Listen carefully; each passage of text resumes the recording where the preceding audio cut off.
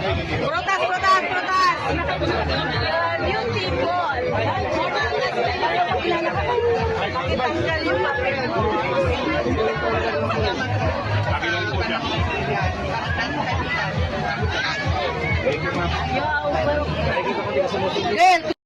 Salamat sa suporta ninyo. Malaking bagay po yung tiwala ninyo. Maraming salamat po talaga.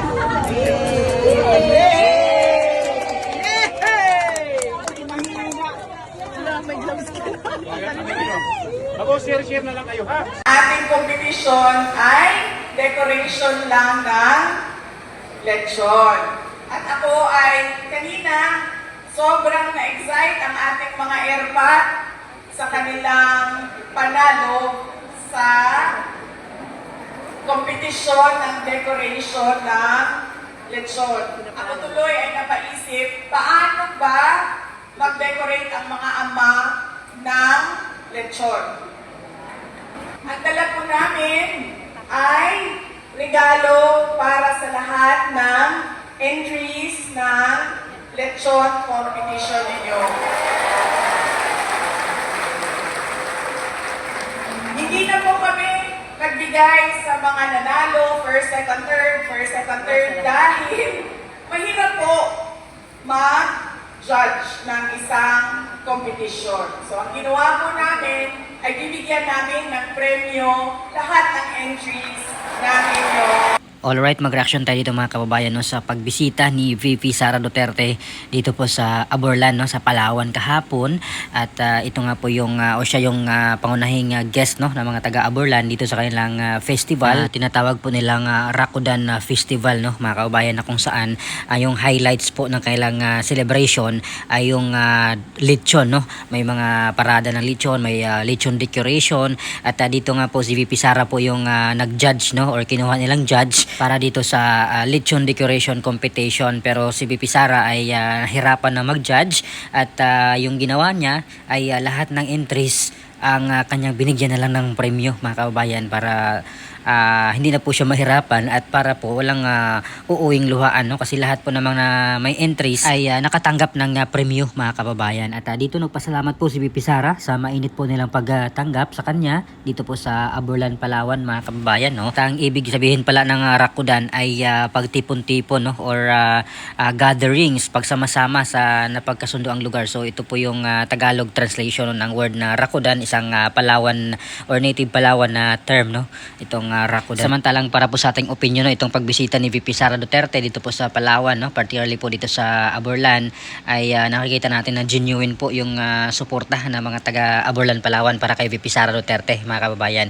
At kahapon nga ay kasabay nga po dito sa EDSA nung rally no, ng White Ribbon na rally na tinatawag nila, na pinangunahan ng mga religious group no, ng Katoliko at may iba pang religion. Pero pagdating doon sa mismong rally mga kababayan ay nandoon mismo yung mga makakaliwang grupo no, sila pa yung nanguna doon sa rally mga kababayan.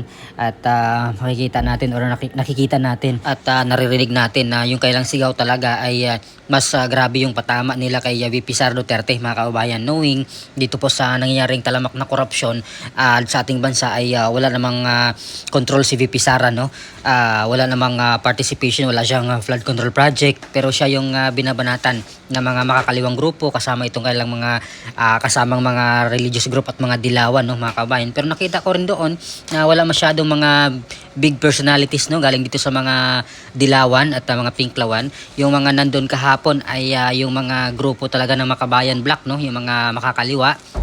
At nagulat nga rin po tayo dahil sumama itong si retired Marine Colonel Ariel Quirobin no, kasama pa nila dito sila sa Toro Campo, si Lisa Masa at yung ibang mga grupo ng religion no, or mga religious group mga kababayan. So nakikita natin na konti lang po yung tao no, or hindi masyadong maraming tao yung sumama sa kailang rally kahapon doon sa EDSA, kasi nag-marcha sila from EDSA Shrine papunta ng EDSA People Power Monument no mga kababayan.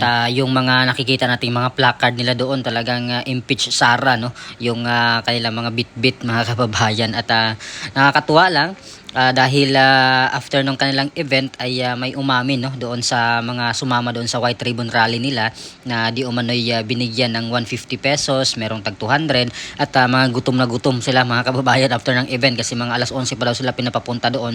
Grabe, sobrang init yung mga oras na yan mga kababayan no, pati matanda at mga maliliit pang bata no sumama doon sa rally at gutom na gutom sila kaya nung hapon na dumaan sila doon sa may White Plains no na kung saan nandoon po rin po yung mga Duterte supporters, meron po silang pagkain doon na hinahanda no at binigyan po sila ng pagkain mga kababayan yung mga gutom na mga galing doon sa rally nila, yung mga sinasabing or umamin doon na binayaran lang sila ng 150 at may tag 200 din mga kababayan at yun nga sinabi nila wala nga po silang pagkain or hindi sila binigyan ng pagkain mga kababayan, so kawawa yung mga sumama doon sa rally no ng grupo na iyon dahil unang-una talagang yung kanilang pakay ay hindi naman talaga papanagutin no, or hindi accountability doon sa mismong may pakana o sa sigaw-sigaw nila doon ay lahat ng sangkot dapat managot daw, mga ganon. Pero yung si Marcos hindi masyadong tinira no, although sila sabi nila na kailangan managot pero wala, parang lumabas lang sa kabilang tenga no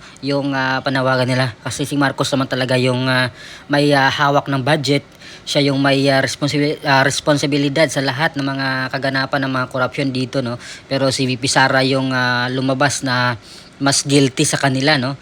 At kahit itong si Martin Romualdez, sila Saldico ay hindi po nila binabatikos or hindi po nila kinukondina or ni minsan hindi po nilang minention yung mga pangalan na iyan mga kababayan no na involved dito sa mga katiwalian sa flood control corruption, sa mga kickback, sa mga insertion at sa mga senador naman mga kababayan no, yung kanilang inano doon, may mga placard doon na si Senator Bato ay ikulong, mga ganon, yun lang. Pero yung ibang mga senador na nabanggit doon sa mga nakatanggap ng maletang pera ay hindi po nila binatikos mga kababayan. No? At napansin ko rin doon mga kababayan no, sa kailang programa na hindi nila masyadong pinag-usapan yung mali-maletang perang deliveries no, doon sa mga politiko at iba pang opisyal ng gobyerno dito sa Pilipinas.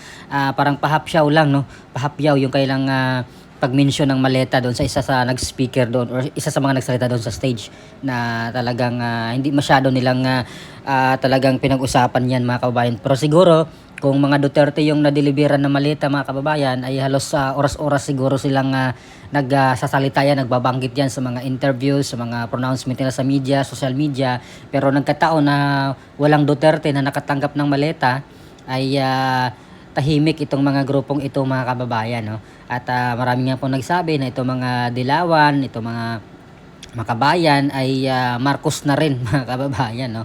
Pero yung ibang grupo doon nga ng mga Dilawan ay wala doon, yung mga member lang nila ata yung nandun mga kababayan, kaya konti lang, wala tayong nakikita mga personalidad kagaya nila Dilima, sila Risa Hontiveros ay wala doon no sa grupong iyong nandoon lang nakita natin ay sila Teddy Casino, si Antonio Tinio, si Lisa Masa at yung mga incumbent nilang nakaupo no sa akbayan wala doon, hindi ko nakita doon si Chel Jokno mga kababayan kung saan isa rin yan sa mga talagang makikita natin na nagrarally din no, pero wala doon si Percy Sindanya, wala tayong nakita doon na Percy Sindanya. Si Risa Hontiveros nasa Negros kahapon mga kababayan no, may event daw doon sa kailang launching doon sa Risa na movement no. So kaya pala siguro hindi pumunta doon sa rally kahapon sa EDSA mga kababayan. At balikan dito kay VP Sara sa Aborlan na kung saan ay mainit na tinanggap si VP Sara mga kababayan despite doon sa kailang mga atake, doon sa kailang paninira kay VP Sara ay patuloy pa rin na namamayagpag si VP Sara mga kababayan at patuloy pa rin tinatanggap ng mga tao kung saan man po siya nagpupunta ng mga kababayan. So ngayon makikita natin no, habang palapit ng eleksyon ay gumagalaw na rin po yung kabila no, si Risa Hontiveros nagsimula ng mag-ikot at si VP Sara naman itong kanyang pag-iikot no, although binabash po siya, sinasabi ng mga kalaban sa politika, yung mga anti-Duterte, sasabi nila na namumulitika na daw si VP Sara, nangungumpanya na at para po sa aking opinion ay hindi na po kailangan ni VP Sara mangampanya mga kababayan no.